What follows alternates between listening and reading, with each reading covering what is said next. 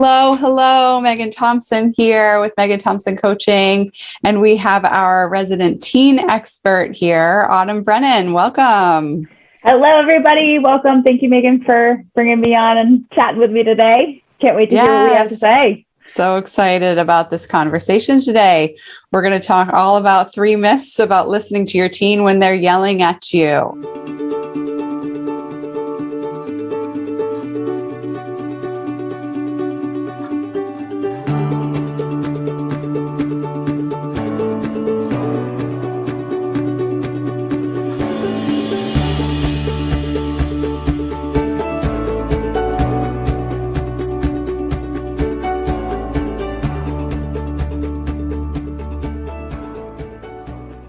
So you guys know the drill. If you are parenting a teen who is shutting down, refusing, running up to their room, living their life in their screens, on their screens, then this conversation is for you. Because here at MTC, we help parents eliminate that daily shutdown refusal cycle.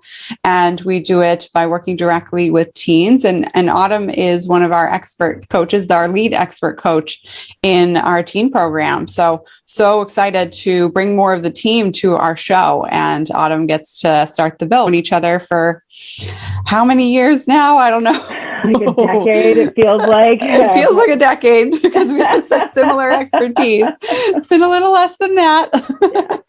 But so Autumn helps me run the show in both businesses, actually. And that's why we're gonna speak all about that here and her expertise to understanding the adolescent brain. So the first myth that we want to break down when your teen is yelling at you, most people will think and hear, and you might be hearing from pediatrician or your friends, or even just jump into that conclusion with your spouse or co-parent, is that, myth number 1 is that when your teen is yelling at you, they're telling you how they really feel. And so I would love, Autumn, for us to just break this down for our audience today.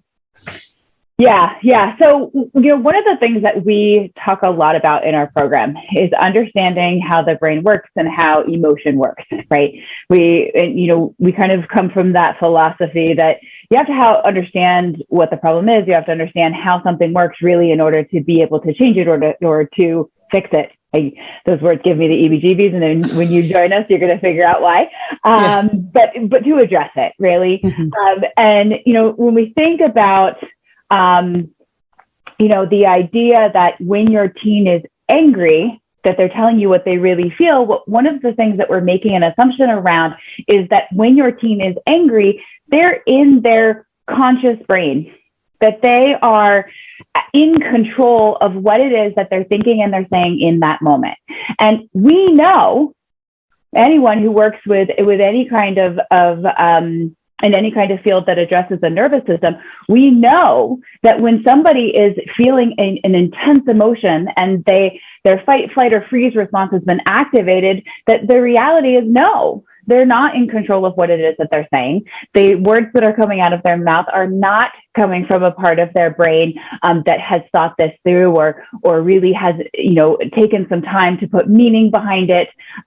Instead, the words that are coming out of their mouth in that moment are words that are in response to a threat, right? And so those words at that moment are meant to either push somebody away so that I can get away, flight, or they're meant to start a fight, right? And so when we take a second and we think about this myth, just from a perspective of your physiology, it really doesn't make sense. And so by looking at our teens and being like, well, you really meant that because you were mad and you just finally said it. It's not quite that simple. Yes. And so as parents, it's so important that those of us who are raising teens, that we're noticing how we are responding to our teenagers, right? And this information might not seem new, but we really want you to look at it from a different angle, because what we see so frequently is that when a teen is yelling at you and getting so frustrated that they are just dumping all of the problems right out in front of you, you can at that point feel so trapped in trying to figure out what problem to solve.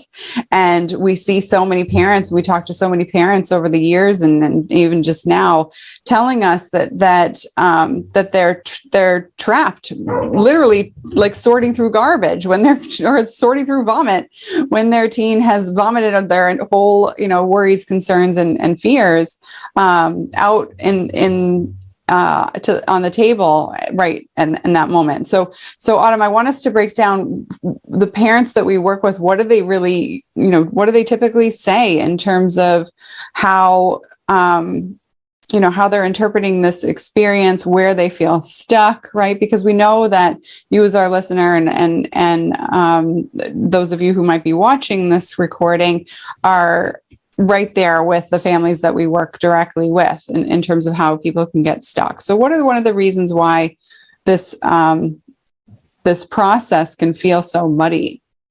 Well, Megghan, you're making me think of the old adage, sticks and stones may break my bones, but words will never hurt me, right? Yeah. That's baloney. We're just going to take that and we're just going to throw it out, right? Yeah. Because, nobody would argue with you that when a dog growls at you, your whole body goes, wait a minute, right? It's doing that because there's a vocalization, right? And that vocalization is indicating to your nervous system, hey, there's a problem. Mm-hmm. Hey, we need to pay attention.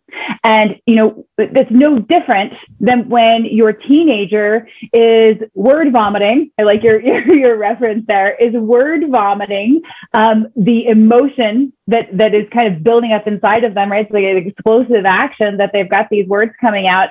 They're feeling threatened. And when that happens, as a parent, your body feels threatened, right? And threatened on so many different levels. And so it's not even just on a single level of, I can't believe that you're saying this to me. That's really hurting my feelings. But it might be on a level of feeling powerless, feeling helpless in that moment, because here's my kid. They're supposed to, right? We're going to do a lot of air quotes today. There's this assumption that they're supposed to be obedient all of the time, right? Or that this is disrespect. They're doing this because they disrespect me.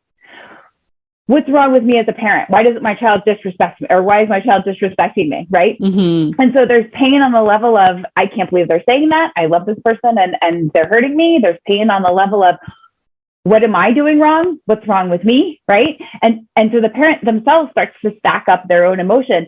And then there's the part that is not even part of your conscious thought, but just your body's response to another individual growling at you, right? Mm-hmm. And your body's response to, wait a minute, am I going to be okay? Do I need to bring out my fight or flight response? And so in that moment, it's so difficult as a parent to choose, where do I go from here? Because I'm hearing that, my child is feeling out of control. They're not feeling safe.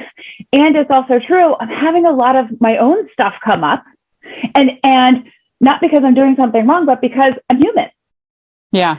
What do I do in that moment? Right. Mm-hmm. And that's what our program is about 100%, right? We get back to the roots of these things, and we take a second and we look at those questions. Mm-hmm. What do I do about that? Mm-hmm. Mm-hmm. What is my teen really trying to say to me? So, maybe we become a little bit of an interpreter in those moments. Right. And I think that's exactly it. Right. So when you are parenting your teen who's upset or frustrated with you, they get angry, they start yelling, they start telling you, quote unquote, how they really feel, which we just covered isn't really true. I want you to liken this to envisioning a tornado, right? So, let's go straight to Dorothy and Wizard of Oz, if you will. And we see that in the, in the movie where the witch is and then you see this lady like taking a bath and she's doing some weird stuff, and you see the dogs and you see the furniture and all this, and the tornado is just spinning and spinning and spinning. And if for you and your own emotional intensity are growing into a tornado, and you're focusing on the things in the tornado, the words that you're your teenager is saying, you will miss the whole piece that a tornado is happening. And so this is where two tornadoes collide and we see disaster. Parents say things that they don't mean, right? You might you might quote unquote talk back to your teen, bite back, and clap back as the kids used to say a couple years ago. And that obviously doesn't get you anywhere. And then you have your own regrets, right? And so I really want to speak about this because myth number 2 is the fact that some people, some parents will believe, and you might determine in that moment if your teen is saying things that, okay, if they don't really mean it, then maybe they're just being over dramatic, right? Maybe they're just trying to send these zingers at me because they're trying to get back at me. Right. And so let's talk about why that's not true either. So I love this one. This one is one of my favorites, right? Because there's so much meaning to this, right? My teen is being over dramatic. Well, there's a couple of different layers to this. One, we know that some people experience emotions more intensely. We know this as a fact. They have the research, they have the data to prove this. And so it's really a judgment or an assumption that someone is being over dramatic or that they are reacting in a way that's inappropriate to a situation. Because at the end of the day, we can't really sit back and define how intense is their emotional experience at this moment, right? Mm-hmm. And so when we start to jump in and get into the debate as to whether or not you feel emotion at an X number intensity, we kind of are doing that same thing where we're starting to lose scope of the bigger issue in that moment, right? Mm-hmm. And the bigger issue in that moment for your teen is that something is happening for them that is very important, and they would like other people to be aware of just how important this is for them, and they don't have the skills to be able to send that message to someone, to feel connected, to feel understood, to feel like somebody's got their back and really gets them mm-hmm. in any other way than this. Mm-hmm. Mm-hmm. So we take a second. That's, that feels really helpless, right? Think about mm-hmm. it as an adult when in feeling like your voice all of a sudden was gone. Mm-hmm. Mm-hmm. And you wanted to communicate something, but there wasn't a way for you to do it. And you're feeling mm-hmm. it. You know mm-hmm. that something is happening. You may even be confused about the experience and not really mm-hmm. know for sure what is happening. You mm-hmm. just know that other people, for some reason or another, they don't seem to see it the same way as you do. Or maybe some people do, but not everyone does. And you don't really have a way to talk about it. You don't really have a way to communicate. Maybe you guys have been in a situation, maybe you're playing a game, maybe, you think about all of these different yard games that happen, and maybe you have your hands tied behind your back, or you're not allowed to talk during the activity. And take a second and think about what that really feels like. That can feel pretty helpless. It can feel pretty lonely.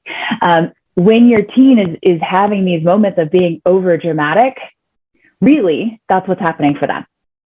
Mm-hmm, mm-hmm, mm-hmm. A lot of questions around it. Yeah. Yeah, it's like a Hail Mary, if you will. Yeah. They're just taking a shot. And I think it's so important for us to break down the assumption that our teens are doing this on purpose. And so, I'm going to throw a curveball for you since you love them. You work with teenagers, after all.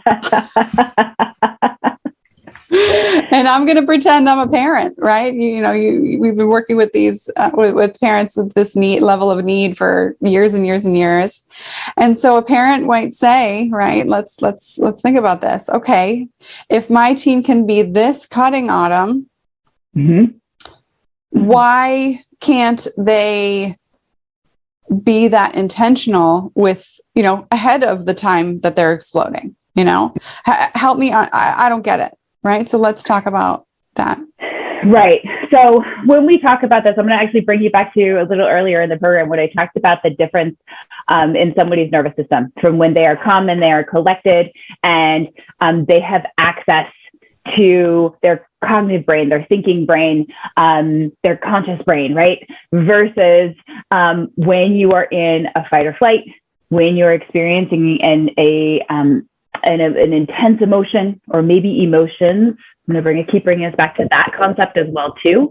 I think that we start to get a little limited in our understanding of how many emotions or physical experiences somebody can truly have going on for them at one time. And so when we're making some of these assumptions, we're going off the assumption of they were feeling mad, but maybe it wasn't just mad. Maybe there was a lot more going on for them, right? And so that emotional intensity builds. And in that moment, their brain is not in a place where it is checking in. Does this sound right?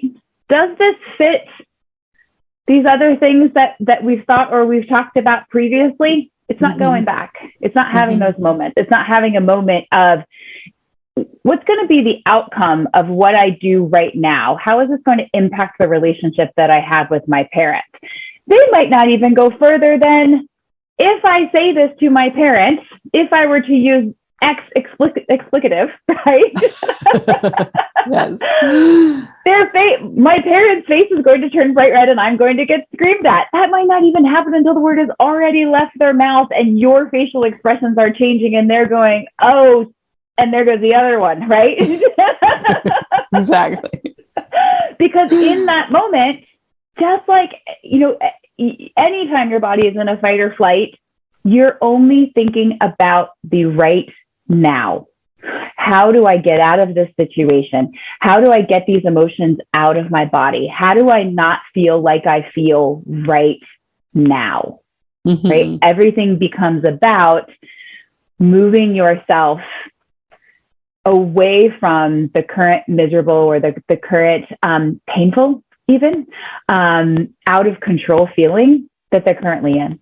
And so in that moment, this explosiveness, you guys think about it, we call it word vomit for a reason, right? Explosive, right? That's going to give you a feeling of relief. It's going to give you a feeling that, all right, I just did my job to protect myself,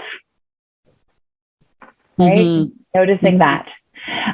And so in those moments, their thinking brain and their body brain, they're just not talking to each other.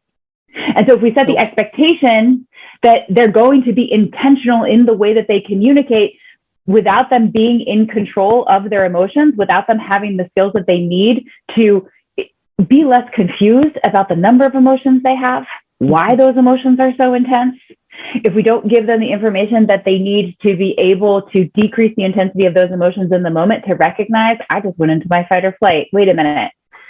Is there really a threat here? Feels like a threat, but she hasn't killed me yet.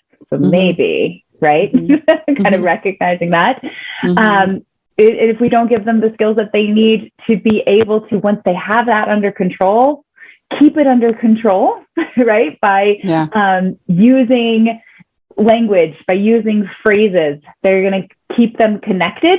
And they're going to continue to go on just word vomit. All of these emotions, all of the pain, all of the ish that might be happening for them in that moment onto their parent. And in some ways looking at their parent and saying, you be responsible for this, you fix it. Because I don't know how. And you're the person that does that for me. Exactly. And so when we see teens who are stuck in this pattern, and parents, you're making this assumption that your teen is doing what they know works to get out of the situation, right? It's a much more complicated process than just what you're seeing in front of you and who you're talking to in front of you, the human brain and the body and all of that connection to help your teen assess their own problems and solve them creatively, right? Because right now, while their language might be creative, they're not being very creative in trying to solve the problem, right?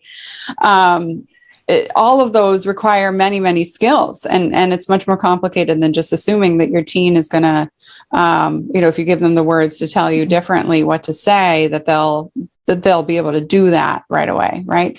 And so the last myth that I want to cover today is the assumption that if your teen can talk to you like an adult, we covered a little bit about this already, then they can act like an adult. And so when and by that, I mean, they can cope like an adult with big emotions, and they can demonstrate skills like an adult.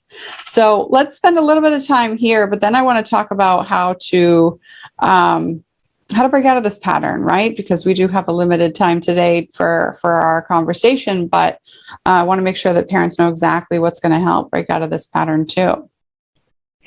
Yeah. You know what you were just making me think of, Megghan? You know, when you have those larger sporting events, so let's say like the Olympic Games or a World Championship, and I'm thinking specifically of like a summer event, right? Maybe it's you know, you're a high jumper. Mm-hmm. If it is 76 degrees and the wind is not blowing at all, maybe a little gentle, there's barely any sun, got a little cloud here and there just to keep it just right, mm-hmm. you're going to perform in a very different way than if it is pouring down rain, 20 degrees below the average, yeah. right? Yeah. Not your prime climate, right? Or mm-hmm. The environment that is going to be, you know, the best for you, right? You're going to get two different bests, if mm-hmm. you will, from mm-hmm. an athlete. Mm-hmm. And so I'm using this metaphor to kind of set the framework for when your teenager is in prime conditions. They've had enough sleep. They've been eating healthy, or they've been eating at the very least consistently. They're consuming consistent amounts of food throughout their day, and it's food with nutrients, right? They've been laying off the monster drinks or the caffeine, right? Yeah. That they, you know, have been taking any medications, allergy medications, et cetera, as prescribed, that they have been, you know, being mindful, or at the least just taking care of themselves. They're getting sleep. They're in a low stress moment. We don't have finals today.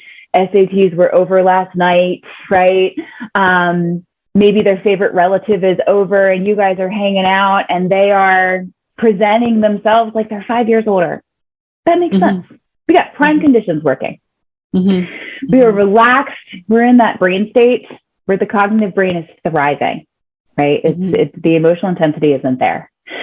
Now, fast forward, or we could rewind in the case of the example that I just gave, and we've got SATs tomorrow, or we've got SATs on Saturdays. We've got finals all day tomorrow, and I completely forgot to take my medications for the last 2 days because I've been super stressed. The only thing I've eaten in the last 8 hours is 6 hours is a bag of potato chips and a Coke. That is not prime conditions, right? For your teen to be emotionally regulating. Mm-hmm. In that place, your teen is going to be doing the best that they can to just exist, to just mm-hmm. keep it going. Right? Mm-hmm. Especially if they are not used to, or they don't have the skills already to be able to regulate intense emotions as they come up. Mm-hmm. Mm-hmm. Right? So in that moment, if they don't already have those skills, then they're really drowning. Mm-hmm. Right? Mm-hmm. And if they're already drowning, it's going to be really hard to teach them a new skill, but even more importantly, it's going to be really hard for them to all of a sudden show up and be, acting an age or acting with a maturity that just isn't consistent with where their stress level is. Yeah. Yeah. Yeah. So for you as a parent, when you're noticing the fact that you don't want to leave your teens' emotions in the regulation of those emotions and their behavior up to chance, right? Like you can't, I mean, today's teenagers are dealing with a lot of stress, a lot of academic pressure, and also, the time of this recording, they're experiencing a pandemic. So there's all kinds of factors in addition to that, but there's a huge component to understand for raising sensitive teens that factors into the understanding of how their internal process is managing emotions, right? And highly sensitive teens, we know through years and years of research understanding the highly sensitive brain, actually perform better than their peers when their relationship with their parents is thoroughly understood, when they feel like they're connected to their parents, when they feel supported by their parents, they can actually beat the odds compared to non-highly sensitive teens. And so when we think about what works, we've talked a lot about what's appropriate, what's effective, right? You need to be able to help your teen notice where their skill gaps are and build those systematically. You need to be able to give your teen feedback in a way that helps them take it, so that they are not spewing vomit at you when they're angry. You need to be able to respond and rather than react, rather than take their words personally, and be able to gauge your teen's behavior and systematically assess change.